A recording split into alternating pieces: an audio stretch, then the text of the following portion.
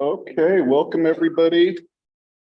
Last chapter of material before the exam. It's set to open Friday after class. Same as before, open and closing Monday at 5. We should Friday have a bit of time to address any questions or anything if you've got any about the stuff.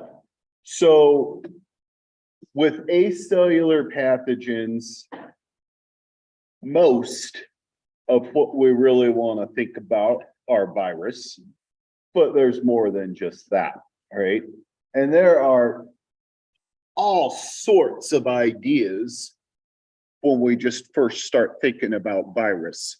There are oftentimes, when we think about them, really pretty specific with who they might be targeting. And we, think about viruses that only target people, or viruses that only target plants or bacteria. But we can go deeper with that and think about specific things like, our respiratory tract or our GI tract or white blood cells, or a number of potentials with the specificity for them to plague us, but then specific cells within us, right?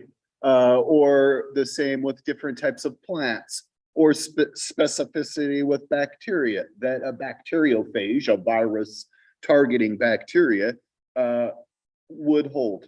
Sometimes they're a little more generalists and have a wider range of hosts that they may potentially be able to infect. Kind of depends. When I think about some of that, rabies is one that definitely pops into my mind when I think about human viruses. Rabies, pretty much, if you're a mammal, it could get you. That's pretty much what I think about with it. Right? Pretty generalist sort of an idea. All right. So we'll go through and think about some of those details as we progress along. We'll want to think about how virus are able to get into cells and what they do once they get in, because there are definitely some variations with that. And we'll try to touch on some of it. And then we'll think about some of more kind of the oddballs, the other acellular pathogens like prion disease, crazy proteins that one might think really shouldn't be capable of doing what they're doing, all right?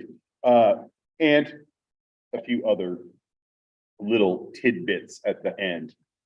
So as we shift over, okay. Sometimes when that pops down, I'm like, is someone asking a question? But that's not what happened. I think it was just me moving. So there are all sorts of, viruses that have huge implications as, kind of potential for pandemic proportions. And Ebola virus is something that I find really pretty terrifying. There are all sorts of different accounts of this. And as we look at this 2014 epidemic, we could flash forward to right now. There are always some instances when we're thinking, it's on our radar. And sometimes we see kind of some of these outbreaks, all right, that lend to bigger concerns, all right? Something that I am truly thankful it was coronavirus that was this pandemic and not Ebola, right? that could have been a very different situation, right?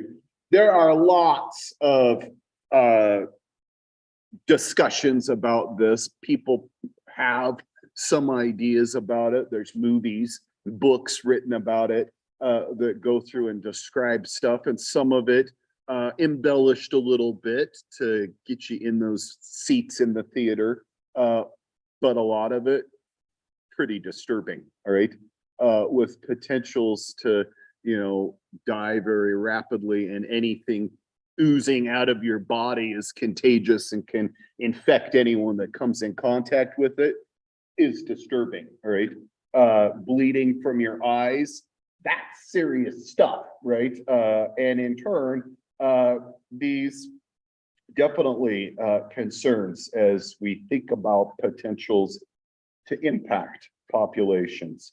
So there's all sorts of ideas as far as some, we think about some of these viruses, whether it be Ebola or other things, as far as how is it that they have started to target us. And it could be potentially, happening upon some animal that was infected with a type of virus that in turn sets the stage for it to potentially jump ship and be able to still infect us, even though we're completely different. Just kind of depends on some of the circumstances as far as what that virus potentially could hold that might lend to the possibility of it jumping ship, if you will, going from one species to the next. So tobacco mosaic virus is a virus that is one of the very first that researchers were able to study and recognize it as a pathogen, a plant pathogen, tobacco specifically. And, there's various in the image of the tobacco leaves, various progression of the disease where it's infecting the leaves of the plant, infecting the crop, right? That's issues for sure. So we've showed all sorts of stuff. We've seen some virus already. We've talked about sizes. Virus are so stinking small. We can't see them with a regular compound microscope. We need to think about other opportunities like electron microscopy to really be able to zoom in on them. They are super small, all right? Much smaller than bacteria. And in turn, that sets the stage for some of the research where they were trying to figure out what's really going on. These viruses, we say, are filterable. Pretty much everything else isn't able to move through that filter, but the virus could. Something so much smaller, not trapped in these porcelain filters. It looks just like glass, kind of grainy, if you will, because there is porosity within there. But basically, living things, cellular things, get trapped in this filter. And the acellular, the stuff that's so small, was able to go through there. And you could take a mixture, a slurry of these leaves that were infected with this virus, run it through this filter, and that filtrate, the liquid that came through, would be infective to those other plants if you were to apply it to them, all right? Showing the ability for it to transfer through, all right? And all sorts of details with that. We're not going to get bogged down with it, but these truly were what stimulated this first recognition of that there's something smaller causing these problems. And much later, through electron microscopy, we were able to actually visualize them. Pretty interesting. These guys are some of my favorites. I think they just look awesome. This is a type of bacteriophage. There are all sorts of different looking bacteriophages, but these bacteriophages, this is I believe a T4. There's a couple of others that look kind of similar. To me, I kind of imagine like some sort of alien spacecraft, right? It seems sort of like some sort of spaceship, something that we've shipped up to Mars to do some sampling, some probing. It's kind of looks like some sort of lander, right? And that's exactly kind of what's happening here. This isn't the surface of Mars. This is a bacteria. This is likely E. coli, all right? And this bacteriophage lands, makes contact, and like an alien, you would expect there's got to be some probing going on, right? There's going to be some probing happening here, all right? As we make contact, these tail fibers, kind of like little spider legs is what they sort of look like. They make contact with the host cell, the bacterial cell, and there is all sorts of things that, again, specificity. Bacteria have specific proteins on their surface that might be receptors, and these tail fibers can recognize some of that. It's like looking and seeing, are you the right thing? Are you who I should really be infecting? And if I don't recognize your receptors, I'm not going to waste my time trying to land on you, right? And they basically go about their business, all right? They hang out until something else comes around. And if those tail fibers recognize or able to contact the specific proteins on the proper host cell, they link up and they attach. And then, kind of like a hypodermic needle, this sheath and these tail pins poke into the bacteria, piercing through its cell wall, and up inside of this capsid, this head-like region, the genome of that virus is housed. And there's all sorts of differences with this. We'll touch on it in just a second. But the genome basically gets injected through this sheath into the bacteria, right? What it does after that depends on the type of virus. And we'll touch on that here in just a second, all right? But it inoculates or injects its genome through this sheath, through this tail pin that has punctured the bacterial cell wall, and it inoculates it in there, all right? Now we've infected the cell, all right? And again, what we do kind of depends on who we're talking about, all right? And we'll talk about the viral life cycles here in the next few slides, all right? But this image, this is an electron micrograph showing the virus, and we're looking here at this ruler bar. 50 nanometers is this size right here, which is about the width of this capsid. Might be a little bit more, might be about 60 nanometers, and potentially 100 or so nanometers long. But all we're seeing is one little teeny bit of the bacterial cell, right? They're about a micron in size, gigantic compared to these very, very small virus, all right? Who truly are just a bunch of proteins harboring their respective genetic code, right? Pretty bare bones, all right? And, you know, really, there are opportunities to see some of these where there's little landers all over. We've got virus that have landed all over these cells, infecting, all right? Those are pretty cool images, all right?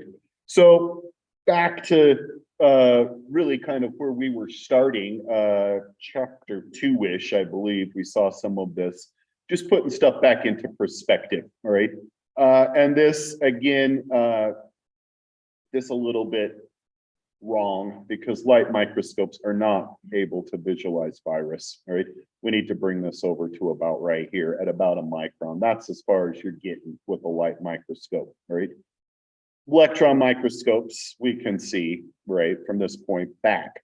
So virus needing to utilize other techniques. That's truly what we're thinking about. And a little bit of size comparison. So there's all sorts of differences. There's differences in how the virus gets in and what they do inside of the cells. And there's also differences in how the virus gets out of a cell, all right? And some of it might potentially depend on how it's replicating inside of that host cell that dictates how it leaves, all right? So there are naked and enveloped viruses. A naked virus, basically the idea would be that it gets into that host cell. It causes the host cell, basically any cell that's been infected by the virus, doesn't matter who we're really talking about, that cell quits being a normal cell and it turns into basically a virus producing factory. That's really what it wants to do, all right, is pump out virus, all right? There are some that potentially slow it down and just hang out in those cells before we really turn it into a virus pumping out factory, but they're still waiting, all right? Others just kick it right into gear and start producing virus. That cell typically gets filled up with virus and the virus kills the host cell or causes it to explode, to rupture or lyse, and it releases all of these virus kind of simultaneously, all right? In those circumstances, it'd be a naked virus. It's come out of an exploded cell, all right? The enveloped virus, the cell is still intact and the virus moves to the plasma membrane of the cell and goes out in a little bit of membrane surrounding it. That's the envelope, all right? The envelope surrounding the virus is part of the host's plasma membrane, right? It's different, right? And in turn, just depends on the type of virus, of what they're truly doing, how they're getting out, all right? And those that are enveloped, typically we see kind of like just a slow release of virus that are blubbing out, not a massive explosion of them, right? Lending to differences in the viral cycle, right? I'd like to say viral life cycle, but they're not alive, right? So just part of their progression, right? So once they get in, doesn't matter if we're talking naked or enveloped, once they get into those cells, they basically convert that cell into saying, I want you to build me, right? So it replicates the viral genome and it replicates the proteins that are going to form the capsid, the shell that harbors that stuff. They all assemble and then they get released out one way or another, all right? That's the idea, all right? So different types of morphologies as well that we can see with them. There are like the tobacco mosaic viruses, little tubes, kind of helical forms where their nuclear materials coiled up inside of this tube of proteins that holds it all together. The icosahedral are like that bacteriophage that I showed a second ago, the little space lander where they've got this shape, icosahedral or polyhedral. There's all sorts of different potentials for some of the morphologies.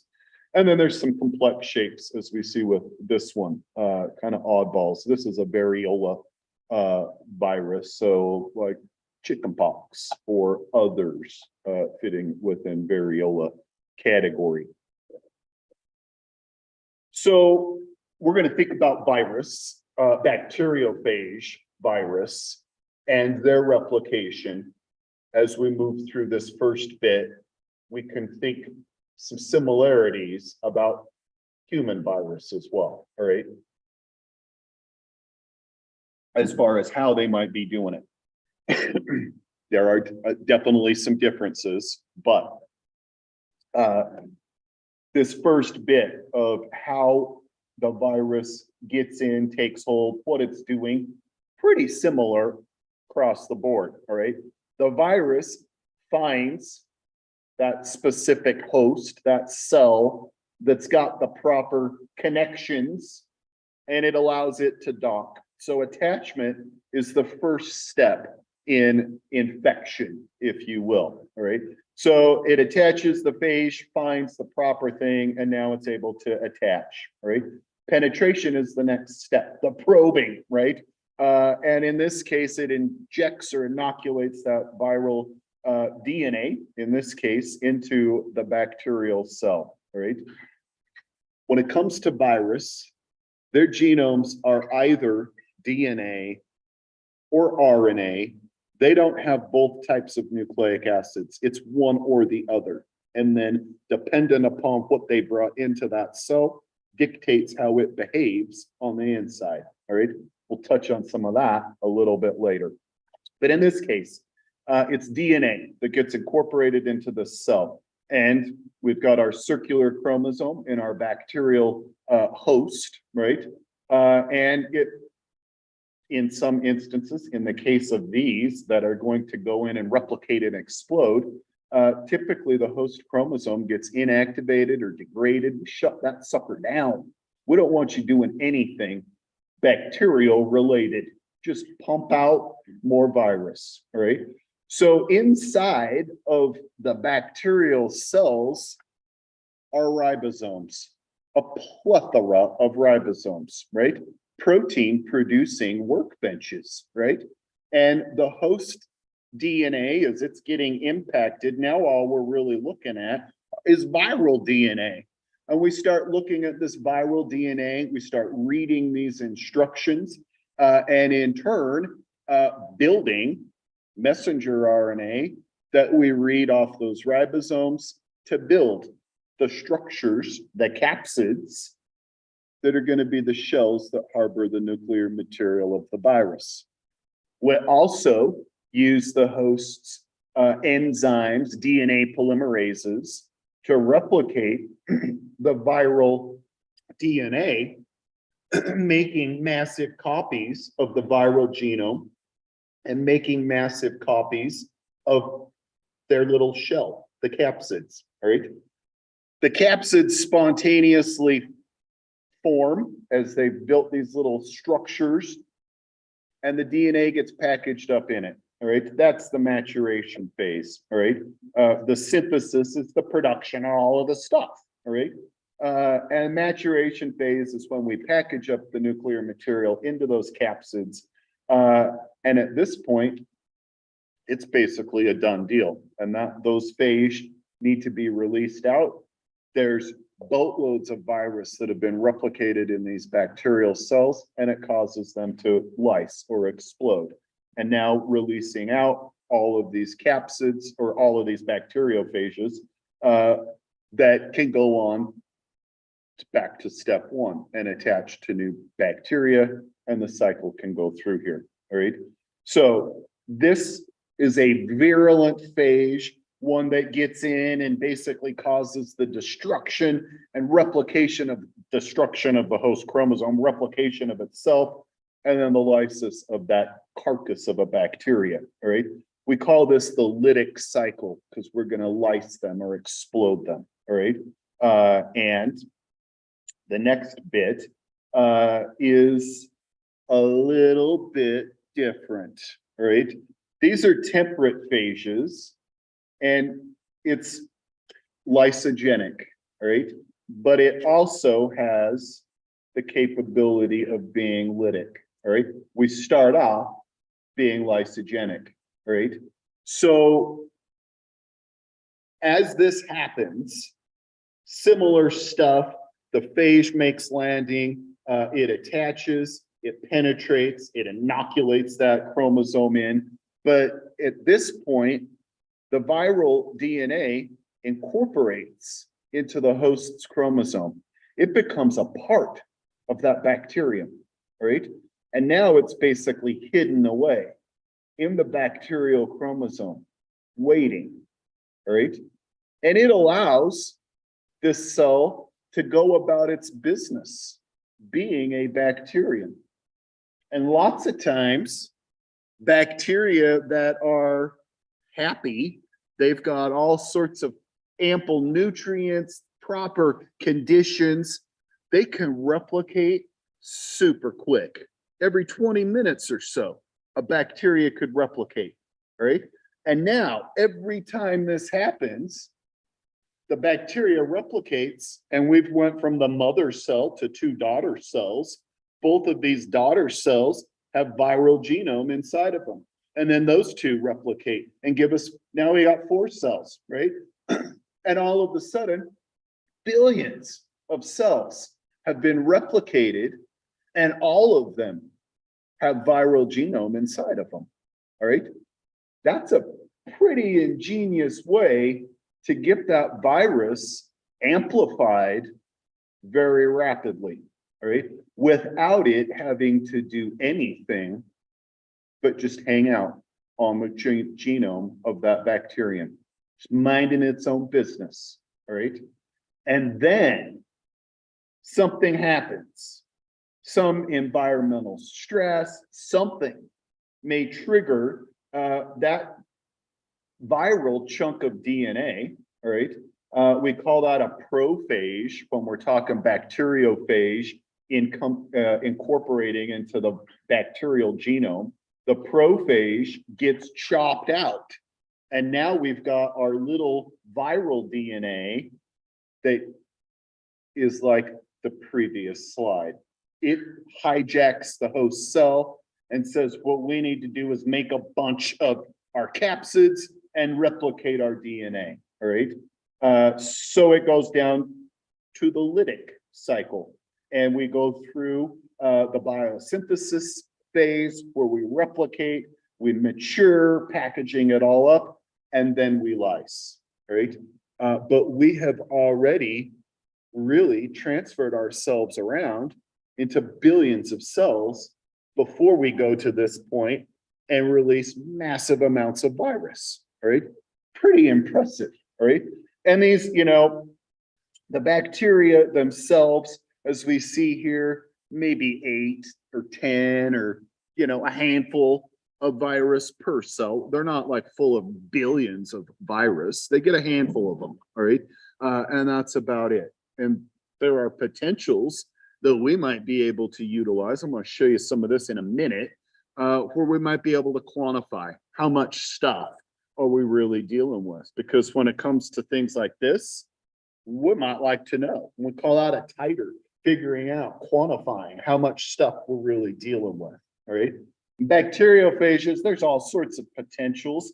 I know early on, and I've mentioned stuff about C phages and the potential to hunt for virus in the soil. We are offering it next year. Maybe I'll get some customers right out of here if you are interested to have an opportunity to do some science, right? It doesn't matter if microbiology is what you like or not. We are open for business for everybody, all right? And in turn, pretty interesting stuff, all right? So some of these bacteriophage, we might think about flipping it over toward a medical standpoint. Maybe there's some types of bacteria that are super drug resistant, but a bacteriophage might be able to target them. And treating ourselves with some of that doesn't target our own cells. It only targets those bad bacteria because of the specificity, right? Potentially lending to some advantages with treatment, right? Some of that stuff made me wonder a little bit about like drug resistance, antibiotic resistance. We think about that, and some of it, I mean, some of it's just a natural thing. Bacteria have potentials to avoid some of these substances, and they may share some of those potentials with other bacteria, lending to resistance. But sometimes we do it ourselves when we bathe ourselves in antibiotics, and it sets the stage for us to have drug-resistant forms, right? Some artificial selection, right? We're the driving force, not nature, right? So it made me wonder, what if we just start doing the same thing and bathe ourselves in bacteriophage? Are we going to see resistance? Are bacteria going to come up with strategies to say, oh, no, you didn't, right? You're not getting into me, right? Bacteria have all sorts of potentials to protect themselves, all right? That's already kind of a given, and they have some potentials to protect themselves from virus, all right? That's also a potential problem, all right? But bacteria and bacteriophages, they have been co-evolving together for a super long time. And a bacterium may come up with some potential that may protect it from a virus, and a virus may mutate and have a potential to continue to infect. So as far as it goes, there could be some potential problems, but there are also probably the fact that the virus has a very good ability to mutate and change, whereas antibiotics aren't, right? The potential for it not causing bigger problems with resistance seems like it may warrant further research, right? And potentials to really maybe see what could we find, all right? So it depends, all right? In this instance, all right, we're looking at a similar bit right up here with this lysogenic stuff, all right, incorporating into the DNA, all right? But what we're seeing in this next bit is a little different, all right? And maybe you remember some stuff from biology talking about how DNA might be exchanged or transferred. Maybe, maybe not, all right? Bacteria can do different things as far as like scavenging stuff in the environment. And they can pick up DNA from a handful of ways, all right? Conjugation is the sharing of genetic material, typically plasmids, that one bacteria has and the other one doesn't. And through conjugation, forming a little pilus, they allow for that plasmid material to be transferred into that new recipient's cell, and now they both have plasmid DNA. Conjugation's one way. Bacteria can pick up extra DNA or different DNA, all right, giving them some variation. And that's bacteria to bacteria, all right? Transformation is more of a scavenger sort of thing. And a bacteria out in the environment just moving around may come across some foodstuffs, and some of those foodstuffs potentially could be nucleic acids. And for a bacteria, it's like, sweet, delicious, right? I just found a little bit of nucleic acid, a little bit of DNA, right?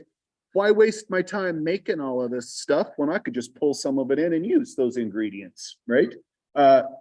Transformation is, we call it the uptake of naked DNA, little chunks, right? And if it's just little pieces, it's going to use those pieces to build more DNA. But it potentially could be a bigger chunk, like a gene. And as it gets pulled in, that could get incorporated into the genome of the bacterium. And through transformation, we could see some alteration as well, all right? And the last way is what we've got up here, transduction, all right? Transduction uses a virus, and that virus inoculates that host cell. But in this case, it's bringing more than virus into the mix. It happens to bring a little chunk of the host chromosome previously that it was leaving. It brings some of that because it gets packaged up into the capsid, and that lends to it being more likely to incorporate into the genome and to potentially proliferate, all right? Kind of just depends on some of these circumstances, all right? So that's what we're seeing here with a little of it getting brought in, and now we've got two different colors, right? Some of it was viral, some of it was the previous host. Now we're incorporated in here, and we got a little bit of both, potentially bringing some different DNA, a gene that maybe this other one didn't have, because this bacteriophage is more of a generalist, right? And I could be infecting E. coli, and maybe I could be infecting other enterics, maybe some salmonella or some shigella, or we could flip it around the other way, and from shigella to E. coli. and the Shiga toxin genes that E. coli, the nasty E. coli that gives you bloody diarrhea, were shared from Shigella, all right, given to E. coli. And that is how it happened, all right, picking up a little piece of it and bringing it in, all right. Kind of depends on these circumstances, all right. There's also other details with some of this as far as how things get incorporated and where they get incorporated. In some of these circumstances, it might be some of this material that is like plasmid material that we're thinking conjugation, right? And it gets incorporated into the chromosome instead of staying out. And that may lend to these cells rapidly sharing it with others instead of just whenever, all right? Depends on those circumstances, all right? But this specialized transduction is giving new information into those cells that are not viral, all right? And in genetic engineering, oftentimes we think about conjugation to put something into a bacterial cell, but sometimes we think about transduction and we package up genes of interest into those bacteriophage heads and use them as the device to infect new cells with what we wanted to give them. Pretty impressive, I think, about with these guys as a strategy to manipulate stuff.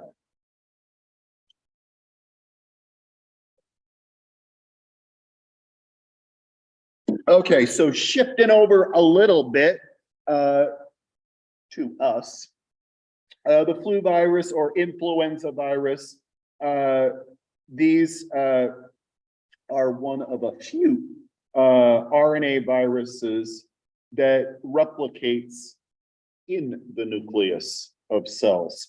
So, as I said a couple minutes back, when it comes to virus, and it doesn't matter who we're talking about, you know, what they're infecting, plant viruses, animal viruses, or bacteriophage, their nuclear material is one or the other. It's DNA or it's RNA, and there's also some oddities with it as well, because either of these may be single or double-stranded, right? And we think of the DNA as, you know, in a living cell, it's always double-stranded stuff, unless we're unzipping it to replicate or to make proteins, right? It's always double-stranded, but some virus have single-stranded DNA, and some virus have double-stranded RNA, right? Which is also seems the opposite, all right? There are also some talk in RNA, some potentials with it because it may be positive or negative sense, like the right orientation for the cellular machinery to recognize, or it's in the reverse, the opposite direction, which may require an extra step to convert it into the form that we could read, all right? The same with RNA viruses. There are some potentials where we may need to be able to be manipulated and moved in, helping us move into something like maybe the nucleus, all right? So the flu virus makes contact with a host cell, respiratory cells, mucous membrane, right, is where these guys want to be getting in. They make contact, they penetrate in, bringing in the virus inside of a vesicle as it pulls it in, all right? It in turn uncoats, releasing the viral particles, nucleic acids, RNA, into the cell. They in turn, I'm moving to the end, follow the arrows. As we get down here, the biosynthesis, the RNA gets into the nucleus, replicating through viral RNA polymerases, and moving back out of there. And these phage particles get assembled, biosynthesis again, packaging it all up. And then we see our little influenza coming off, blubbing out. So as we see this, enveloped or not,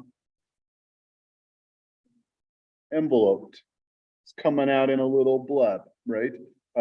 It's an enveloped virus, right?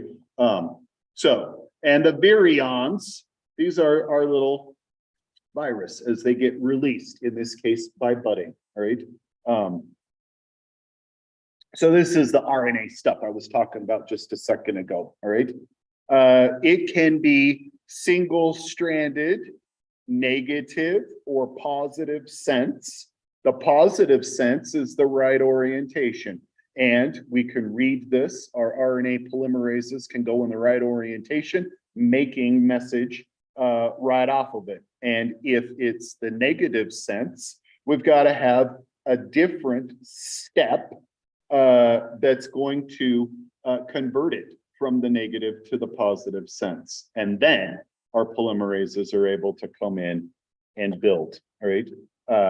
Just depends on those circumstances.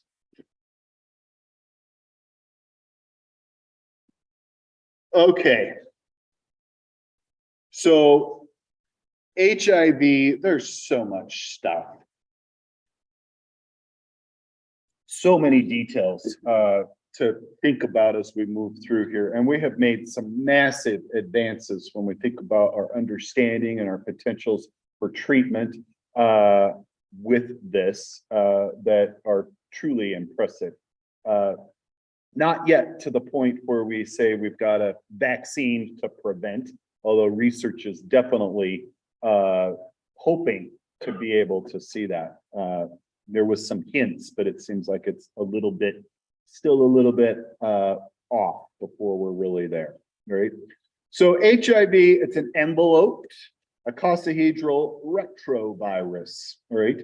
And with that, it's going to go through a process of reverse transcription. So it's an RNA virus, and it wants to be in the chromosome of the host cell, and it's going to convert its RNA into DNA to get in there to in turn use its DNA to make its RNA, which is what it wanted in the first place, all right? We can utilize some of this with molecular biology. It becomes important, all right? The enzyme reverse transcriptase takes RNA molecules and creates DNA molecules in the process of reading it. We can call it, as we go through and read that and create the RNA to the DNA, we call it cDNA or complementary DNA, all right? And with the molecular biology stuff, becomes super important. I'm not gonna go off on it right now, even though I want to, I'm not going to, all right? We'll talk about that stuff later. But there's huge implications when we think about being able to manipulate eukaryotic stuff and put it into a prokaryote, all right?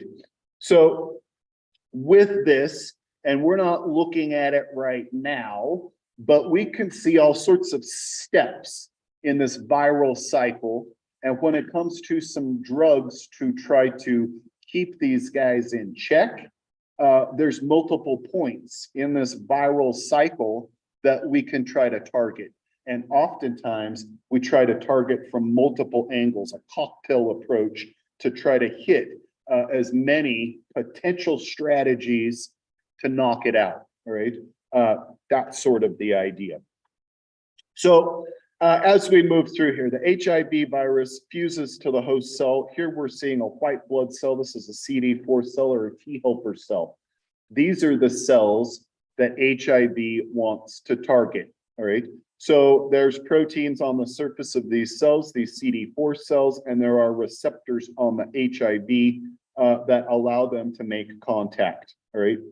When this happens, it allows the cell it allows the virus to make contact with the cell, I should say, and it brings the virion to the inside. Our little virus comes inside, all right?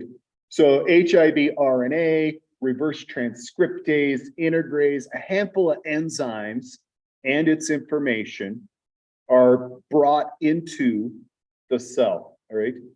The rest of it stays fused to this membrane, and this is an enveloped virus. So it's making contact with a cell that was the same sort of cell that it had bled off of before, of somebody else, or some other T cell inside of that same person, all right? It's part of that T cell plasma membrane. It matches, right? And in turn, links up and becomes part of that membrane, right?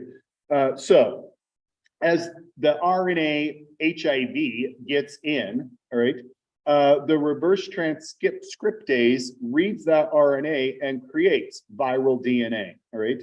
That viral DNA, this dashed purple line is the nucleus of this white blood cell. So the viral DNA gets brought through into the nucleus through another enzyme called integrase, and it helps it get through the nuclear pores, bringing it in side, and it helps it to incorporate into the host chromosome, into our T cells DNA, right? Provirus, when we're talking human stuff, right? And prophage, when it incorporates into a bacterial chromosome. Same idea, just different terminology, all right? Test question, I bet you, right? Which one's a prophage? That's coming from a bacteriophage, right? Provirus, that's coming from a human or a animal virus. Doesn't have to just be human stuff, all right? So now we've got it incorporated, all right? And we can use the cellular machinery to make more of this as we are reading the DNA and making RNA with RNA polymerase, right? We've built more of it, and we can build the capsid, the shell material, and through the maturation, we package it all up, we bleb off, and now we're an enveloped virion ready to link up to a new cell as we have been released and matured, right? That's basically this cycle as we move through here. And there are multiple steps, like I said, that try to target these mechanisms and block either the maturation, the integration, the reverse transcriptase up in here. If we can stop any or all, we can try to target multiple mechanisms kind of simultaneously. That's sort of the idea. All right, I think that's a perfect stopping point. We will quit with HIV. We'll pick up with chickenpox on Friday. Farewell.